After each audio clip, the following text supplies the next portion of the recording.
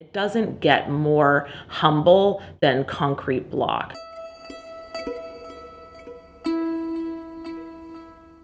It's the stuff of high school gymnasiums, the college dorm room wall. This is not an elevated material, and that was precisely what appealed to Sol about it.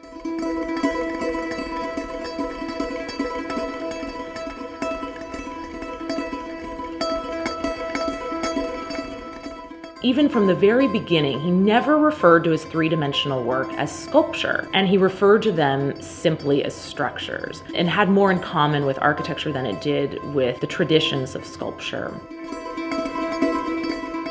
Just as an architect has blueprints, Sol LeWitt had his set of instructions. What he saw was this idea that an architect could be endlessly creative and come up with different buildings without actually, shoveling the dirt themselves and building those structures by hand. The artist was really a thinker. And that's really, I think, the kind of artist he saw himself as. What makes Sol's work so radical is not the materials, but the idea behind them, that a concept could generate a work of art. He says that the idea is the machine that makes the work of art, and that execution is a perfunctory affair.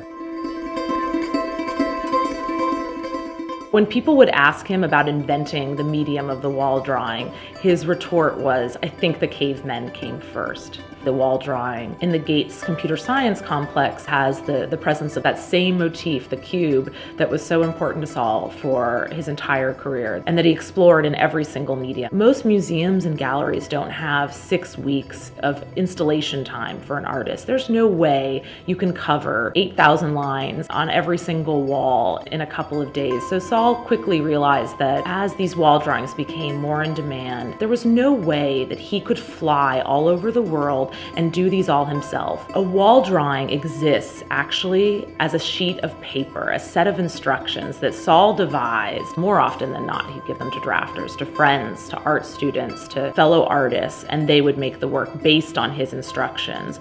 And that was really a radical act, that the artist's hand is not always present.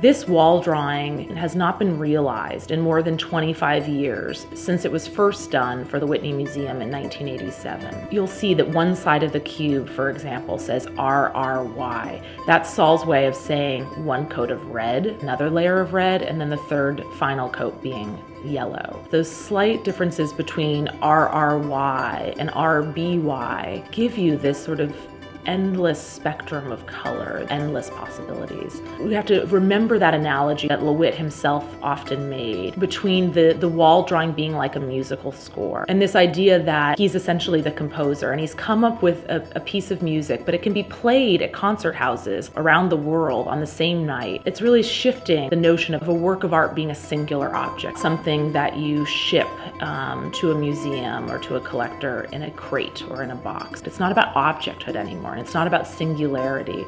And in fact, I think he really reveled in the idea that the same work could exist in different places at the same time.